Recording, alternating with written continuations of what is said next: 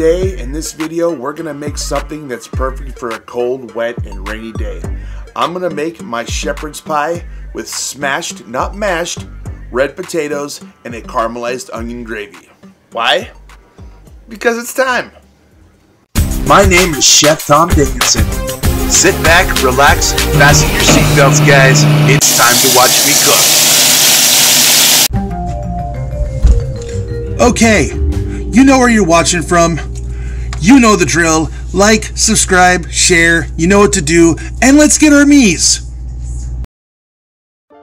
First, we're going to need 2 pounds of ground beef, 2 whole onions, some carrots and celery, a 12-ounce bag of frozen peas, 6 cloves of garlic, 32 ounces of beef broth, some gluten-free all-purpose baking flour, 3 pounds of baby red potatoes, about 1.5 quarts of whole milk, and 1 stick of butter.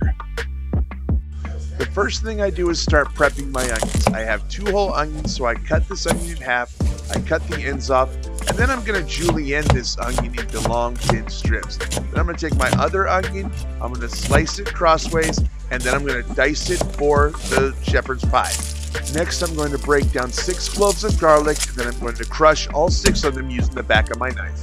Then I'm going to chop up all the leftover carrots I had and make sure they're in small dice so they'll work for my shepherd's pie filling. When this task is complete, I'm going to cut up my celery and make sure it's the same size as my carrots for my shepherd's pie filling.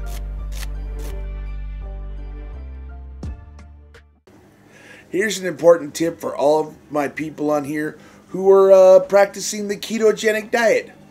If you want to make this dish and you're like, I don't want to use any carbs, I don't want to use any flour, what the heck can we use? To thicken up your gravy for the filling, use tomato paste. Tomato adds a level of acidity, adds some really good flavor.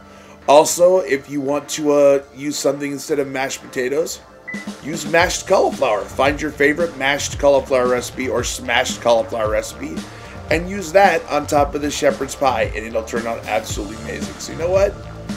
Those are some alternatives for you, so let's get back to it. To start my potatoes, I start with a pot of salty water.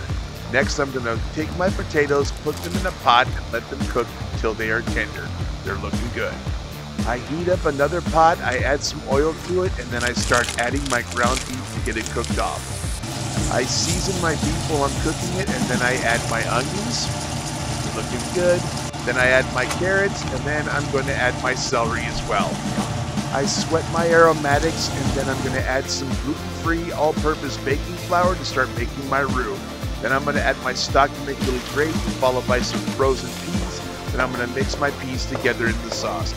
I pour my mixture into a sprayed glass baking dish and get it ready to go for the mashed potatoes. In the same pot, I add some onions to my hot oil and I start getting them cooking. While my onions are cooking, I'm going to check on my red potatoes and it looks like they're done. I'm going to strain them and let them steam dry a little bit because when they steam dry, they're able to absorb a lot more milk. And while that's going, I'm going to go back to the stove again with another pot. I'm going to pour some milk on the stove, get it ready to go, and then start adding in some butter so I can melt it and get ready for the potatoes. I add some gluten-free flour to my onions to start making my roux, and now I want to cook this roux down until it's brown. Back to my milk and butter. My milk and butter is melted, it looks good, it's time to add it to the potatoes, so let's do it. I'm going to add my milk and butter to the potatoes right now, and let's blend. I've got the mixer on, I'm going to get these all together and smash them, not mash them, and when they're done, I'm going to add a little bit of seasoning, and they're good to go. Now, let's get ready to spread these potatoes. I take them by the spoonful, and we're going to spoon them right on to the shepherd's pie filling. Into the oven it goes, 400 degrees, and it's going to cook for about 25 minutes. Getting back to my gravy, my roux is nice and brown. It looks really, really good. So now it's time to add some beef stock. I'm going to add some beef stock to it, start letting it come together to make a nice thick gravy. I'm going to whisk out all the lumps, make it nice and smooth, and then I'm going to let it sit there, come to a boil, and thicken up. My timer went off, time to pull the shepherd's pie out of the oven, and guess what? Now it's time to plate. I let my shepherd's pie rest a little bit. I get it into a bowl, and then I'm going to top it with my beautiful caramelized onion gravy. And all I got to say about this dish is, order up. All right, guys, let's go in for a bite.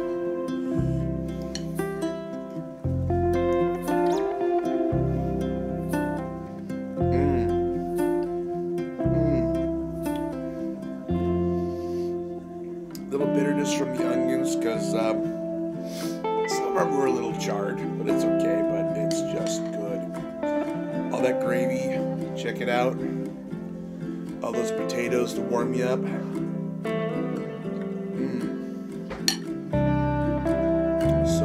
So good. All right, you know what? You know what else is good? You know what else is amazing? You are. And if people doubt you, and if people say you can't do stuff, just look at them in the face and say, watch me. Watch me grow, watch me excel, watch me prove you wrong. I thank you for joining me today. Please make this recipe. It's so good. And I'll be honest, this is actually my second helping. So get out of here. Go be awesome, and we'll see you next time.